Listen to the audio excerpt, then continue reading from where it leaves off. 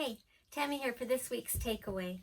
This week I'm actually going to continue on from where I left off last week. I was talking about Peter and I ended with him diving into the water off of the boat to get to Jesus, who was waiting on the shore for him.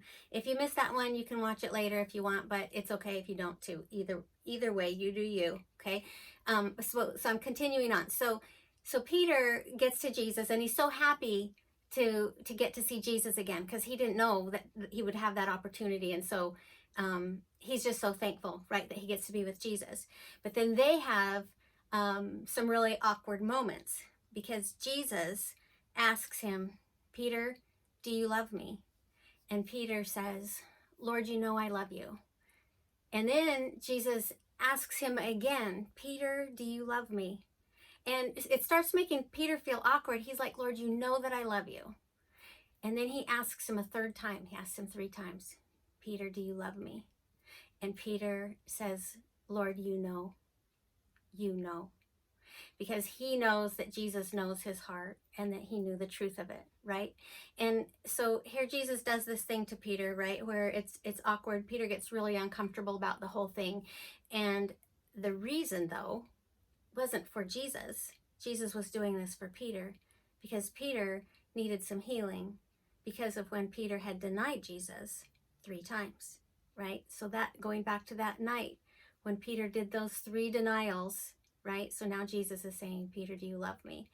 And this is a way, right, that Jesus gets to help Peter move on from that, to leave his past in the past, right? To get past his past, so that he can be free and clear of that, right? And Peter needed that.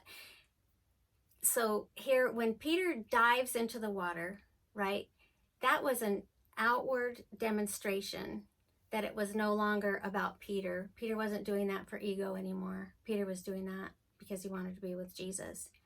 And right after Jesus asks Peter these 3 times, do you love me? And Peter, feels all awkward, but tells him, yes, yes, yes, I love you. Then Jesus asks him, well, actually, he doesn't ask him, he tells him, he's like, feed my lambs.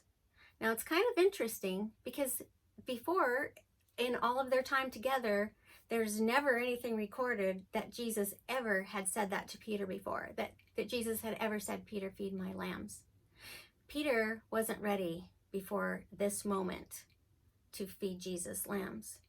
So that whole night, the night when he denies Christ 3 times, and when he hears that rooster crows, a big change had happened in Peter. Growth happened in Peter. And usually, we grow slowly and incrementally, but sometimes we're shocked into growth. And that's what happened to Peter that night.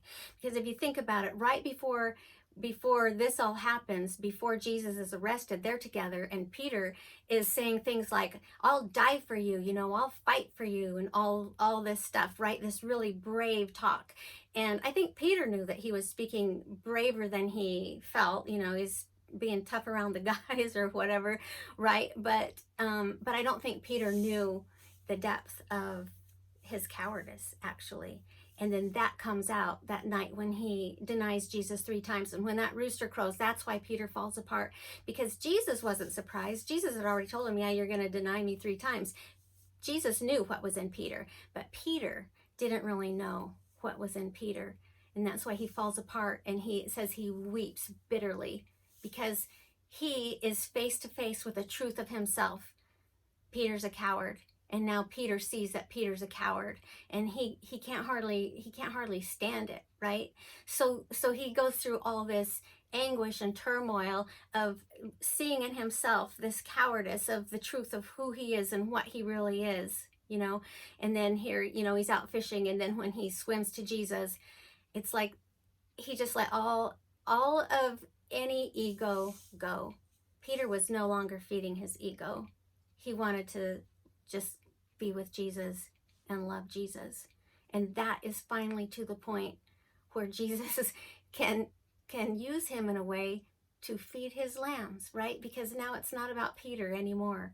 It took all that for that to empty out of Peter. Peter had to face that. He had to be shocked into seeing what was the true thing that was inside him, and that he was more about feeding Peter than feeding Jesus' lambs. And so when that happens and he sees all that, but then Jesus helps him to recover from it. And you know, we all need that. We all have stuff in us that we need to face. And when we first face it, we're going to weep bitterly, right?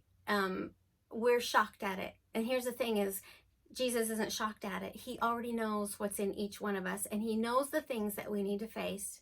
And as we face them, he's right there with us, because once we face them, that's when the growth can start happening. That's when he can begin healing us from those things.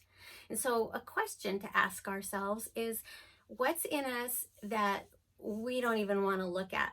Like, we don't want to acknowledge that it's even there.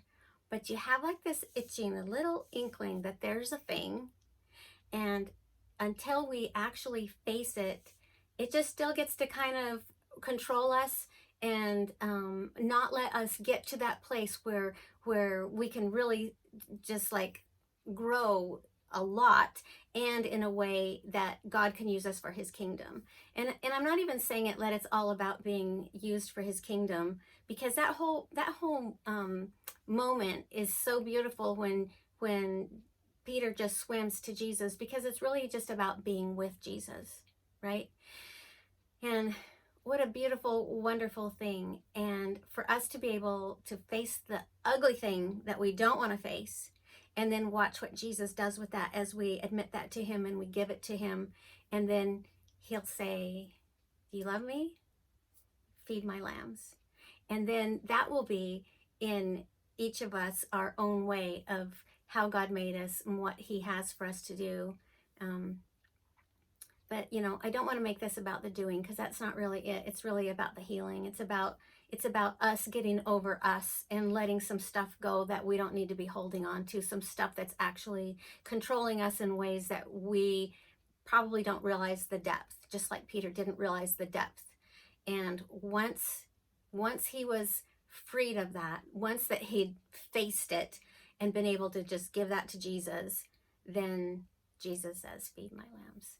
Anyway, I think that's just a really beautiful and cool story about a man's that inner healing that happens, and it's for all of us. Jesus offers that to all of us, you know. And when he says, you know, Tammy, do you love me? Right? I say, Lord, you know I do. I hope that you all have a great week, and that maybe this gives you something to think about, and I will see you next week.